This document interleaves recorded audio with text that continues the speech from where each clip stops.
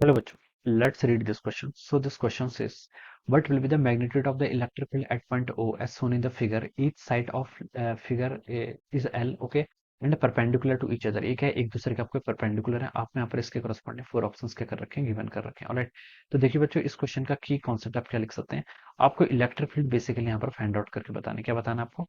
Electric field यहाँ पर calculate करके बताना है। तो आप लिख सकते हैं the key concept of this question is electric field. आपके पास देखिए ज्योमेट्री, इसमें आपको इलेक्ट्रिक फील्ड फाइंड आउट करके बताना है। सिचुएशन देखिए ऐसी है, ठीक है। इलेक्ट्रिक फील्ड फाइंड आउट करना है आपकी, इस तरीके से सिचुएशन गिवन कर रखी है। ये आपके पास देखिए इस तरीके से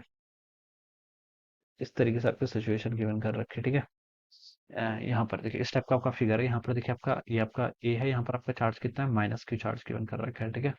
यहाँ पर आपका दिस इज एच, ये आपका एच है। यहाँ पर भी कितना आपका माइनस क्यू चार्ज है। इस एंड डी डी एंड पर देखिए आपका कितना चार्ज है, प्लस क्यू चार्ज है। और इस एंड ई पर कितना चार्ज है आपका, टू क्यू चार्ज है। कितना आपका, टू क्यू चार्ज यहाँ पर गिवन कर रखा है। यहाँ पर आपका ओ है, इस एंड पर कितना चार्ज है आपका, बी बी पॉइंट पर आपका देखिए प्लस क्यू चार्ज है। यहाँ पर आपका जी एंड है, जी एंड पर देखिए कितना चार्ज है, टू क्यू के इक्वल चार्ज है। सी एंड है, सी एंड पर कितना चार्ज है आपका, टू क्यू के इक्वल गिवन है, ठीक है। और ये आपका एफ है, एफ पर कितना चार्ज है आपका, क्यू के इक्वल, ठीक है। हर एंड का चार्ज बता दिया। ओ पर आपको बताना है यहाँ पर आपका नेट कितना होगा, ठीक है। और डिस्टेंस गिवन कर रखी है, देखिए ये आपकी डिस्टेंस एल के इक्वल गिवन कर रखी है। ये डिस्टेंस भी आपकी देखिए एल के इक्वल गिवन कर रखी है, ठीक है। अब देखिए बच्चों, ओ पॉइंट पर आपको नेट इलेक्ट्रिक फील्ड यहाँ पर कैलकुलेट करके बताना है। तो देखिए नेट इलेक्ट्रिक फील्ड कैसे कैलकुलेट करेंगे, ठीक है।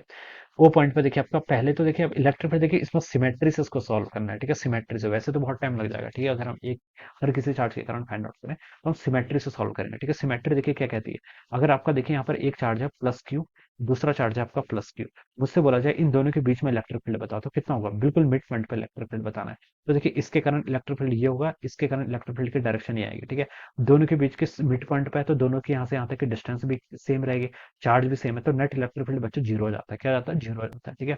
अगर मैं बोलते हैं यहाँ पर प्लस टू की चार्ज है, यहाँ पर क्यू चार्ज है, ठीक है। अब मुझे यहाँ पर इलेक्ट्रिक फील्ड फाइंड आउट करके बताना है, ठीक है। अगर देखिए प्लस टू क्यू लिख सकता हूँ मैं, प्लस टू क्यू ऐसे लिख सकता हूँ मैं, क्यू प्लस क्यू लिख सकता हूँ, ठीक है। तो एक प्लस क्यू और एक प्लस क्यू तो एक दूसरे को कैंसिल कर देंगे, दूसरा आपका प्लस क्यू बचेगा, उसके कारण इलेक्ट्रिक फील्ड इस डायरेक्शन में रहेगी। तो रिजल्टेंट देखिए आपका ऐसा हो जाएगा, ठीक है, ऐसे लिख सकते हैं। तो इसी प्रिंसिपल का यूज मैं यहाँ पर करूंगा, ठीक है। अब देखिए पहले हम सबसे पहले पेयर्स ढूंढते हैं ए और एच के कारण।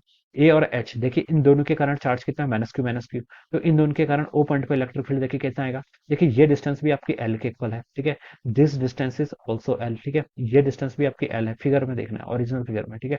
तो ये डिस्टेंस कितनी हो जाएगी, L L root two L, और ओ से लेकर एस तक की डिस्टेंस भी आपकी रूट टू एल हो जाएगी। तो डिस्टेंस इक्वल है, चार्ज भी सेम है, ठीक है। और इलेक्ट्रिक फील्ड देखिए ये माइनस क्यू चार्ज है, इसको अपनी तरफ खींचेगा, ये माइनस क्यू चार्ज है, ये भी इसको अपनी तरफ खींचेगा।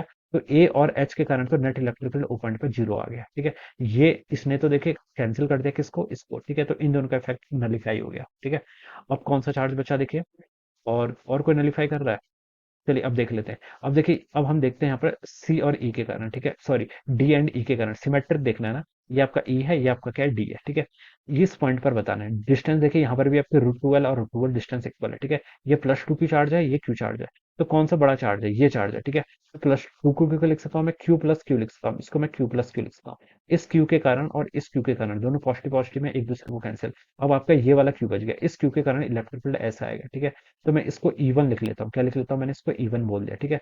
तो मैंने देखिए इसका इफेक्ट भी कंसिडर कर लिया, इसका इफेक्ट भी मैंने कंसिडर कर लिया, ठीक है। अब आपका बी और जी पर देखते हैं, ठीक है। ये आपका E1 इसके कारण आ रहा है, ठीक है। और कौन सा चार्ज बचा देखिए, एक सिर्फ क्यू के कारण, तो मैं इस पे यहाँ पर क्यू लिख लेता हूँ, ठीक है। देखिए बच्चों, मैं नेक्स्ट मूव कर रहा हूँ। नेक्स्ट देखिए मैं क्या बताता हूँ, बी एंड जी के कारण देखते हैं, ठीक है। इस बी और जी के कारण, ठीक है। यहाँ पर आपका प्लस टू की चार्ज है, यहाँ पर आपका प्लस क्यू चार्ज है, ठीक है। डिस्टेंस दोनों के सेम है, एल एल, ठीक है। तो मैं क्या बता सकता हूँ, प्लस टू को क्या लिख सकता हूँ मैं, क्यू प्लस क्यू लिख सकता हूँ।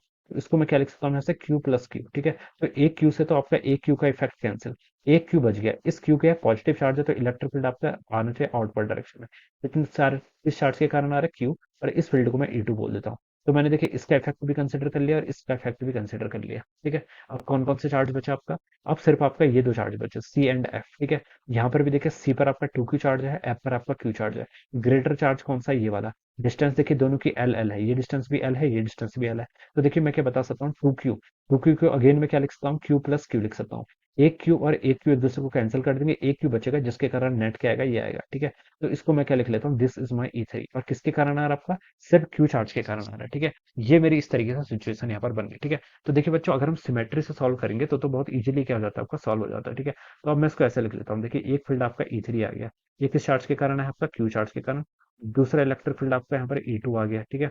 ये किस चार्ज के कारण आया है? क्यू चार्ज के कारण। ये भी आपका क्यू चार्ज के कारण आया था। और एक फील्ड आपका देखिए कितना आया था? आपका E1 आया था। ये किसके कारण है? ये भी आपका क्यू चार्ज के कारण है, ठीक है। तो ये आपका रिजल्टेंट फील्ड आ जाएगा यहाँ, ठीक है। अब बच्चों आप इसको क्या कर लीजिए? कैलकुलेट कर लीजिए, ठीक है। इसके करस्पॉन्डिंग देखिए बच्चों कितने डिस्टेंस थी। ये डिस्टेंस आपकी एल है, ये डिस्टेंस एल है। तो बता सकते हैं ये आपके रूट टू एल हो जाएगी, ठीक है। तो अब इसको देखिए कैलकुलेट कर लीजिए। पहले E1 को कैलकुलेट कर लेते हैं। कितना होगा देखिए? के ई इंटू क्यू वन कितना आपका सिर्फ क्यू है, डिवाइडेड बाय आर का स्क्वायर। आर देखिए कितना है आपका? रूट टूवेल्व, ठीक है। तो हम इसको लिख सकते हैं आपका रूट टूवेल्व का स्क्वायर। कितना हो जाएगा आपका? रूट टूवेल्व का स्क्वायर, ठीक है। ये आपकी इसकी डायरेक्शन ये हो जाएगी ऐसे, ठीक है। मैं सिर्फ मैग्नीट्यूड फाइंड आउट कर रहा हूँ। ये आपका E1 का मैग्नीट्यूड आ गया, ठीक है। तो इसको मैं देखिए क्या लिख सकता हूँ? के E Q divided by root twelve का स्क्वायर को हम सिंपली यहाँ से टूवेल्व स्क्वायर लिख सकते हैं। E2 की वैल्यू बच्चों कितना आएगी? E2 का मैग्नीट्यूड बता देते हैं। डायरेक्शन तो देखिए हमने सभी की सोई कर रखी है ना यहाँ पर, ठीक है। E2 के कारण देखिए E2 आपका ये है, इसके कारण आया था ना, जी के कारण, ठीक है।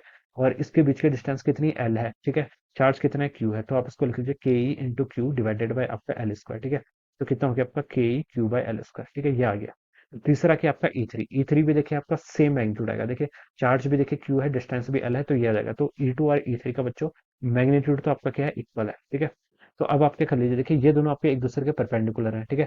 दो वेक्टर्स का मैग्नीट्यूड क्या सेम है, और these are perpendicular to each other, ठीक है। तो जो इन दोनों का रिजल्टेंट होगा E2 और 3 का, इसको ये आपके इन दोनों के सेंटर से पास करेगा। अगर दोनों का मैग्नीट्यूड इक्वल होता है दो वेक्टर्स का, तो जो इनका रिजल्टेंट होता है वो सेंटर से पास होता है। मैं इसको E2 3 लिख लेता हूँ। क्या लिख लेता हूँ?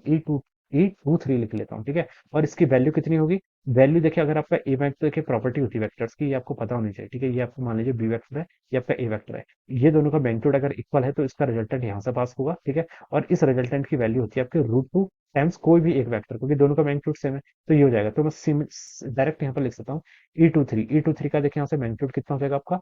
रूट टू टाइम्स इन दोनों में से किसी एक का भी मैग्नीट्यूड कितना है देखिए? E2 और E3 आपका के E Q by L square हो जाएगा, ठीक है। ये आपका आ जाएगा, ठीक है। इसके डायरेक्शन देखिए आपके इस डायरेक्शन में है। और E1 इसके अपोजिट है। E1 का मैग्नीट्यूड कितना है? ये है, ठीक है। इन दोनों में से देखिए बच्चों बड़ा कौन सा वाला है? बड़ा तो ऑब्वियसली ये है, क्योंकि ये तो 1/2 है, यानी कि 0.5 टाइम्स हो जाएगा। और ये रूट टू है, यानी कि 1.41 टाइम्स। तो बड़ा तो बच्चों ये वाला है। तो इन दोनों को आप क्या कर लीजिए? सब्ट्रैक्ट कर लीजिए। तो आपके यहाँ से क्या जाएगा? ई नॉट की वैल्यू हो जाएगी, ठीक है। सब्ट्रैक्ट कर लेंगे तो देखिए के ई क्यू एल स्क्वायर, ये टर्म तो बच्चों कॉमन आ गई। यहाँ पर क्या बच गया आपका? रूट टू माइनस आपका 2 बच जाएगा, ठीक है। हाँ, ये इतना हो जाएगा, ठीक है। फिर इसको आप सॉल्व कर लीजिए। देखिए के ई क्यू से देखिए आप अंदर आप मल्टीप्लाई डिवाइड कर लेंगे तो 2l स्क्वायर यहाँ हो जाएगा। अंदर आपको बच जाएगा यहाँ से रूट टू माइनस, ठीक है। This should be the answer. ये क्या हो जाएगा? इस क्वेश्चन का आपका आंसर के E Q 2l square into 2 - 1, ठीक है। So this should be our correct answer, ठीक है। के ई को आप 1/4 नॉट बोल देंगे तो ये देखिए आपका बी ऑप्शन से मैच कर जाएगा, ठीक है। So this is how we will solve this question. तो इस तरीके से हमें टैक्ट लगा के ट्रिक लगा के क्वेश्चन को सॉल्व करना चाहिए, okay. This should be the answer. So I hope you all understood this concept. All the best and thank you so much.